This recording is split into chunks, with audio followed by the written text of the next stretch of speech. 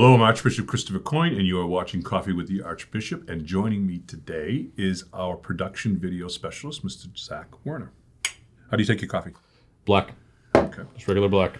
Zach is normally behind the cameras. Yes. And then he does all the post-production work. He puts in those little side comments, which, I don't know, a couple of them I wasn't too sure about. I thought they were kind of teasy. Yeah, I mean, so I'm kind of out of my element here. I'm usually behind the camera, but I am an extrovert, which is a little weird because I enjoy talking to people and everything, but I also enjoy doing like the creative behind-the-scenes stuff as well. But yes, there was a, I think one of your episodes with Father Anthony, there was a little quick cup about that included Martin Luther having the first Easter egg hunt.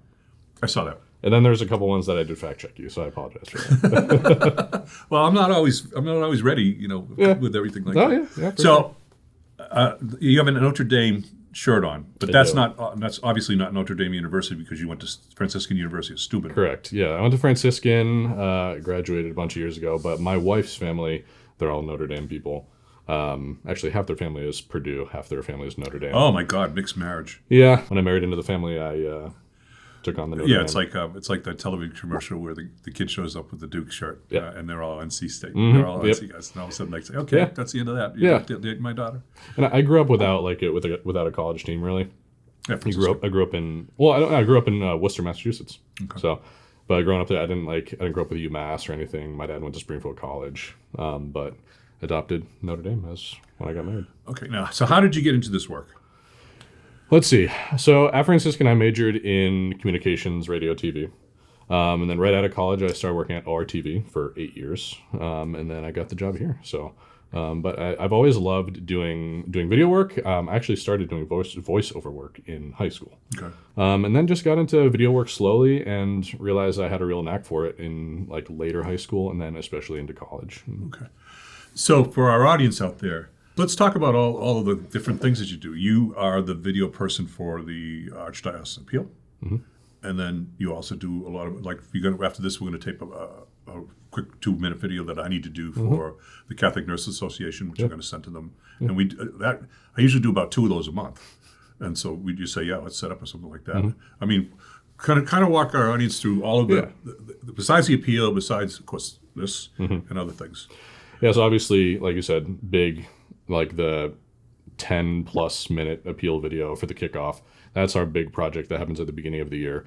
And then we do have the little appeal at work videos. That's basically the supplemental for the main appeal video that come out in May, June, and July. That I think by the time this airs, we'll have 1 or 2 out. This show comes out weekly, so we record 4 episodes at a time. And these are generally just your casual, not necessarily serious topic things. And then you do have those one-off videos where it's a message to, last year you had a message to some students that were going on a mission trip to Appalachia. Mm-hmm. So we recorded that. We recorded a prayer for the victims of sexual abuse or for against that. So these one-off videos about messages. Just recently, I couldn't be at the St. Patrick's Day breakfast for the Foundation for Catholic Schools, but I recorded a short video, and that was sent to them, and that was played. Yeah, so these one-off messages that either you're not able to be at an event, or it's just you're wishing well to some people. We have our Advent with the Almighty series, and then you had the Advent with the Almighty guy. So we had Advent with the Almighty, and then we had Lent with the Lord, which this year's Lent with the Lord was a massive undertaking because we were watching full movies about Jesus, which was 2 hours of footage that we were getting and having to whittle it down into something because Father Matt and his guests said a lot of good stuff, but just trying to figure out how to what are those best things that I can.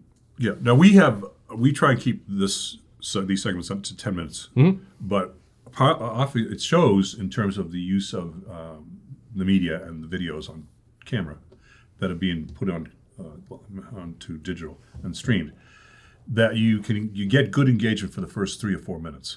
And then a lot of times the engagement starts to drift off. A lot of people don't normally stay to the end of videos necessarily.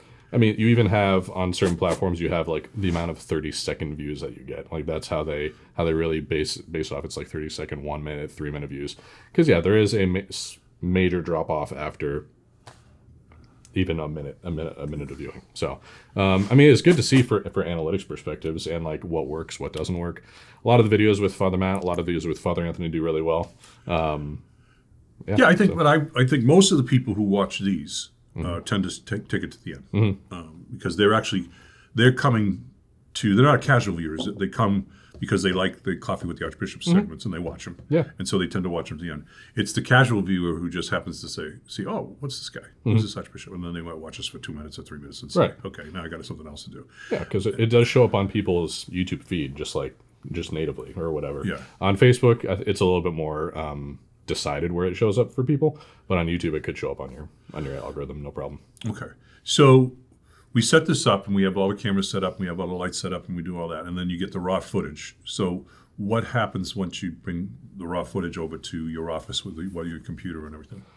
So I upload it into my computer, and then we have a special program that basically syncs all of the cameras and all the audio together, so I don't have to clap, or we don't need a clapper or whatever. It basically digitally does that. And then I just get to work editing. I cut pieces where we need to. I'm the editor, so I can kind of make us say or do whatever I want. Well, you have, because a lot of times I'll just mess up or something like that, and we'll just say, can we go back and start over? Yeah. And then you'll kind of, casually put it in and all that. Yeah, it's and that's why we have the two shots. We have the wide shot and the close-up shot, because if there is a mistake, or if we do need to rephrase something, then I basically just take the shot from the other camera. Okay, so how do you sync these two cameras? So right now there's two things that you can see, those things hanging down. That's basically digital noise that syncs themselves up. Okay, so you don't have to, something like before, when you had two cameras, it was oftentimes trying to get them to align with each other, especially if you're doing editing. Yeah. Yeah, I mean, it would be lining up where you say, welcome to Coffee with Archbishop, and then I have to figure out where that W was, and then line up your lips, and then check to see if it's lined up. Okay. So now I basically put it into program, throw it into Premiere, and then it syncs itself. Now you've got the opening scene, the opening shot with the logo, and then the music. So that the music that you're using to start our thing is also probably out there just in free form. Yeah, the music for the intro is it's royalty-free music that we got. Yeah, because that's what I use, the same thing for my podcast. But what was really cool is sometimes I was using it on my podcast, and then I watched somebody else's podcast, and they're using the same music. I said, that's my podcast. Yeah, exactly. That's my podcast. Yep. They probably stole it from me. Yeah, no, exactly. And it's trying to sift through a lot of, because there's so many different sites for royalty-free music, so trying to sift through and see have I heard that? Is it similar to one that I've heard? And if not, then I'll we just did one segment on Rock and Roll Hall of Fame, and one of the groups that I can't stand got enrolled into the Hall of Fame. You could actually take a little bit of the music for the start of that. Put them right here. You could start off, instead of having our usual music, you could have a cut of Phil. I like Phil Collins. You could do Phil. I'll do White Stripes or something like that, or maybe I'll do Iron Maiden. You could end with it. Iron Maiden. You could end with Iron, whatever. Yeah, I think the only differences that I've done with the intro and the outro is we had a Christmas episode that I added jingle bells, and then when Pope Leo was elected, I added a little cutout of him at the very end of the video. But yeah, so. Well, I mean, I really appreciate all your work behind the cameras. So just everybody, this is a guy behind the cameras, Zach. He's Big Zach. We got another guy in the one of the seminarians is Little seminary. Zach. He is a person, little small stature. He's known as Little Zach to make things. Going to go see Zach. No, which one? Big Zach or Little Zach? Yep. Well, thank you, Zach, and thank you for all you do. Archbishop, appreciate it. You've been watching Coffee with the Archbishop. God bless.